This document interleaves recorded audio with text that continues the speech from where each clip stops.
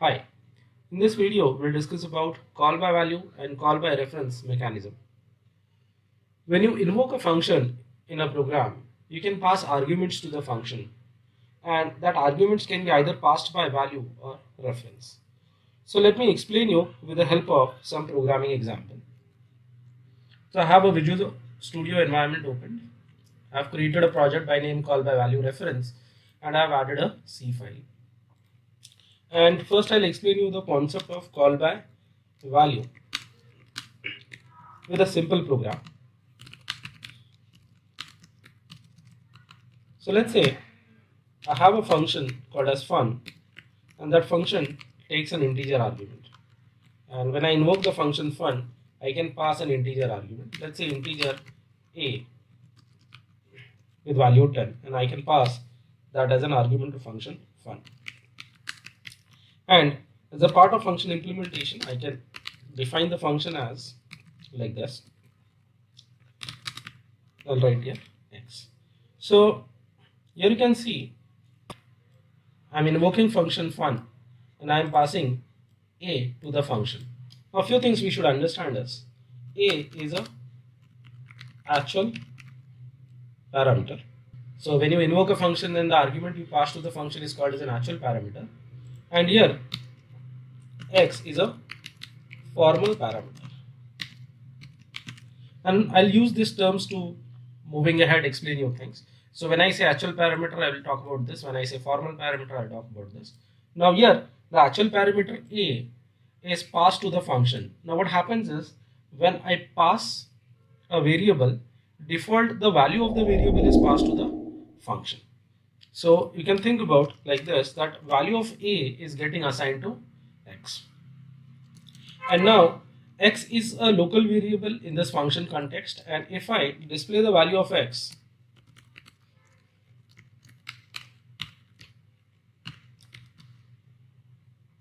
this program statement should display value of x as 10. So if I just run the program and show you the output, I'll debug the code from this line.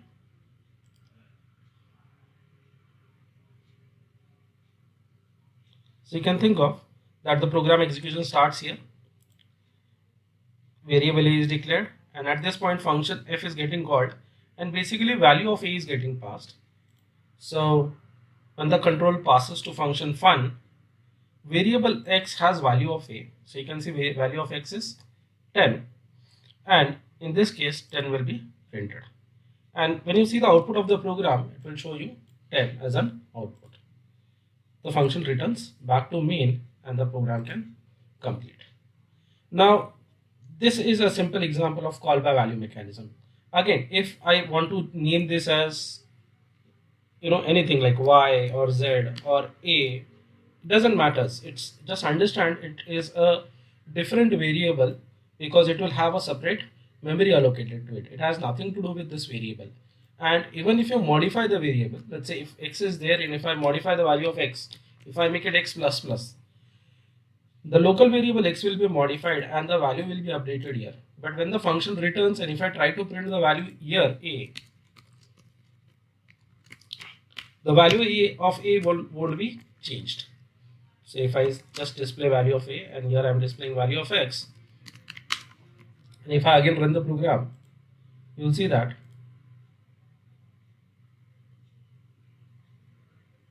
as the program goes, your function is getting called, and you can see value of x is 10. At this point, value of x got incremented, it became 11, and the next line is printing the value of x, and it is, as you can see, it is printing 11, but x is local to this function, so value of x won't affect value of a. So as the function returns, and when we go back to context of main, here if you print the value of a, you'll see value of a is printed as 10. Now let me add more arguments to the function. So let's say if this function takes 2 arguments, one more integer argument. So I can pass one more integer argument to the function. with some value 20. So I can say this function is taking two arguments, a and b, and in this case I can have two variables, x and y. Now we need to understand one thing is that there is one-to-one correspondence between the actual parameter and the formal parameter. It means a will correspond to x and b will correspond to y. So what will happen is value of a will be copied in x and value of b will be copied in y. So that is how call by value mechanism works. If I want to show you through some memory block diagram,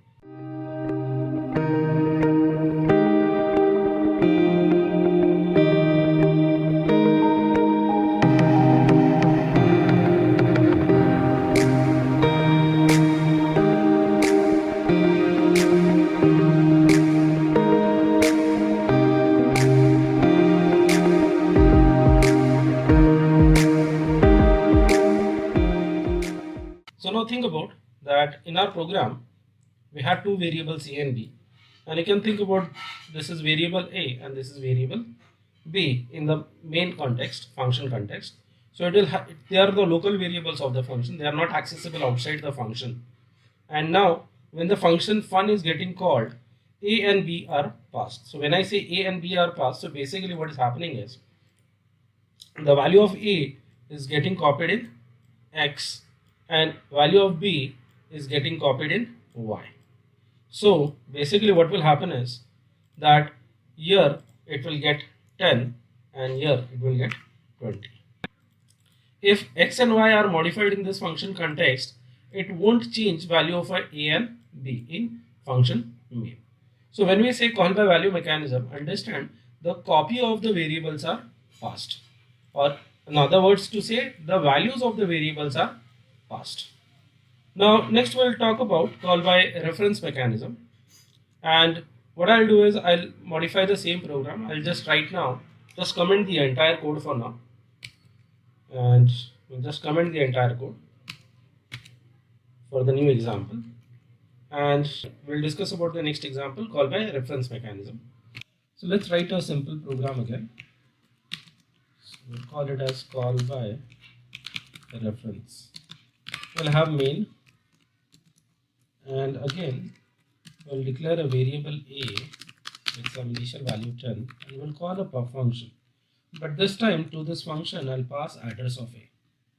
So we need to declare it. So I'll say function is there, and since I'm passing address of a, and address can be stored in a pointer, so in declaration I'll write it requires a pointer. So I'll say the function definition would require a pointer declaration. So let's say ptr is the pointer.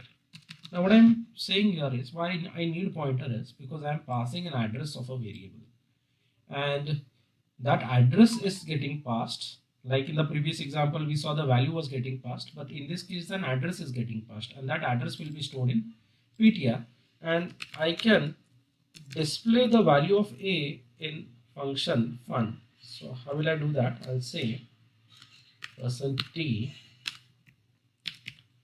star ptr, and let's complete this at 0.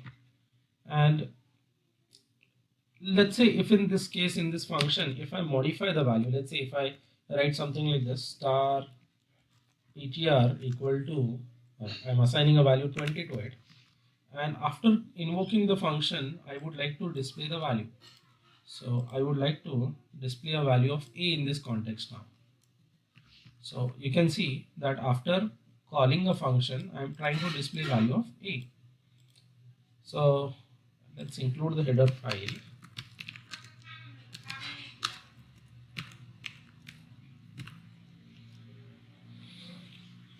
And now let's run the program.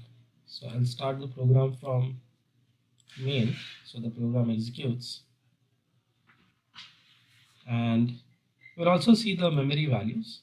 So I'll just open the debug watch window, and here I'll first delete everything, and I want you to observe the value of a. We'll also show you the address of A right now. So we have got some address of A. It's 00F3FA90. And what happens at this point is that basically the address is passed, means this hex value is getting passed. And when the control goes to function fun, you can see PTR. In this context, if I see what is value of PTR, it is basically an address of A. So PTR gets an address, and the next statement basically is saying star PTR, means what value at address. So PTR has this address, and on that address value is 10. So it will display 10. So if I see the output here, it says 10. So 10 is the output. Now, coming to this line, what it is doing is, it is saying that it talks about the location where this value should be stored. So as the function returns, you will see in this context now A has become 20. And as the program moves ahead, it displays value, and you can see the value 20 is getting displayed. So what we understand here is that a function fun was able to update value of main, that is the local variable of main, through the pointer variable. So since I had passed an address of A in a pointer, and using pointer, I was able to modify value of A. So that is basically a call by reference mechanism, wherein you pass an address and that address can be used to manipulate the data. So let me again show you through a block diagram.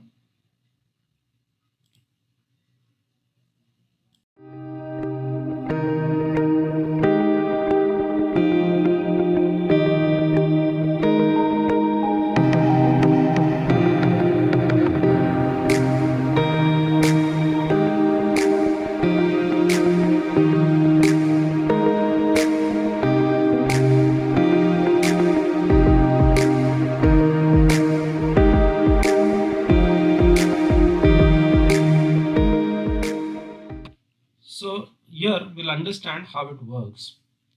So what happens is, when we call the function, so at this point we are calling a function and passing address of A to the function. So basically this 1000 is getting passed. So what will happen here is that PTR will have address of A. So we can say PTR will have address of A, that is 1000. So PTR gets the address. And next, if you see in the program, what it does is it tries to print star PTR. Star PTR is basically value at address. So since PTR is pointing to A, so I can say now, since PTR is pointing to A, star PTR would print this value 10. And what happens is, on this line 10 is printed. The next statement is assigning 20 to star PTR, means what? At this address, store a new value. So at this location, what happens? A new value 20 is stored. So here 20 is stored. So you can see, if we are in this function context fun, still we are able to update the value of A, and that was possible because we had an address of A in function context of fun. So that is the benefit of call by reference mechanism, that you can basically modify a data of other function using a pointer variable.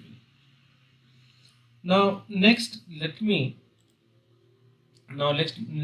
show you the combination of call by value and call by reference with the help of a simple example again. So I will again comment this code. So let me again comment this code, and we'll write a simple example. And in this example, let's write it something like this. Let's have few variables as A with value 10, B with value 20. Let's have a variable sum with value 0. And now we'll have a function called as add, and I'll pass A, B, and the third parameter I'll pass is basically an address of sum. So you can observe here that here A and B are passed by value and sum is passed by reference. Now I need to have a declaration, so I'll say this function is not returning anything. it is taking two integer variables, and the third parameter is basically an address passed. So if I have an address, so I need a pointer to that variable. So we'll do one thing is we'll define the function here.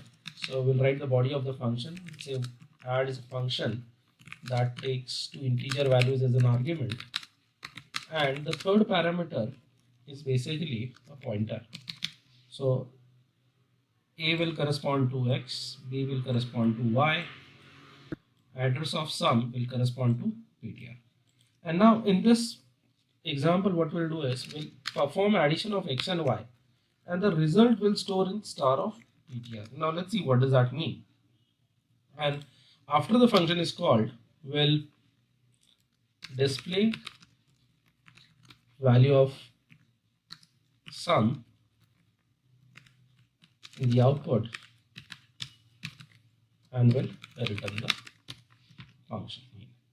So we have got this code in place. Let's include the header file. So we have this right now, and one more thing again I'm missing is semicolon. Yeah, so we have this code. So let's see how it works. So again we'll run our program, and I'll show you the memory values. So in this function context main, we have a, b and sum, and also we have address of sum. So let's see that values. So the variables are not yet initialized because the control is yet at main. So it will initialize the variable one by one. So 10 is in, a is initialized to 10, b is initialized, sum is initialized, and at this point it is supposed to call a function add. It's going to pass value of a, value of b, okay, and address of sum. So address is this. So it's going to pass an address.